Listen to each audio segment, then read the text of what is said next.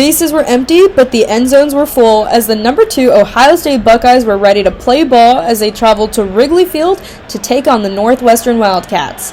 The game started off with dominance from the Buckeye defense when safety Sony Styles sacked Northwestern's quarterback Jack Losh. Immediately after, Losh would run the ball but would drop it, resulting in a fumble picked up by the Buckeyes. Ohio State would gain possession of the ball and quarterback Will Howard would launch it down the field to Jeremiah Smith for a touchdown. Or so they thought. As the Buckeyes were getting ready to kick the extra point, the officials would decide to look at the play for further review, and it would then be overturned, keeping the score at 0-0 to end the first quarter. That call would then result in a Wildcats touchdown by quarterback Jack Losh, with the extra kick being good, putting the Wildcats on the scoreboard first. Ohio State would answer back almost immediately, though, with the touchdown of their own by running back Quinshon Judkins, evening the score.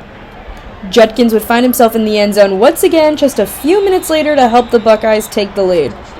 Next up was a hometown kid, wide receiver Carnell Tate, who would find himself in the end zone after catching a 25-yard pass from Will Howard, giving the Buckeyes a 21-7 lead going into halftime. To start the third quarter, Will Howard would connect with Jeremiah Smith for a 68-yard catch and run to get the Buckeyes going. That would get Ohio State in position yet again for another touchdown, and it would once again be the Chicago native, Carnell Tate, to reel it in. Northwestern would try to get it going with quarterback Jack Losh connecting with tight end Marshall Lang, but safety Caleb Downs would put a stop to that real quick. Will Howard would then attempt to connect with Jeremiah Smith, but would overthrow the ball, forcing the Buckeyes to settle with the 28-yard field goal, further extending the score 31-7 to end the third quarter.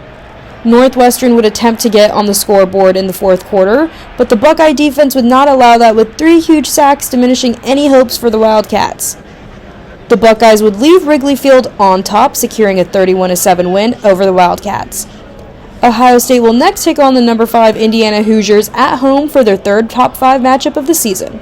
For Lantern TV, I'm Daniela Davila.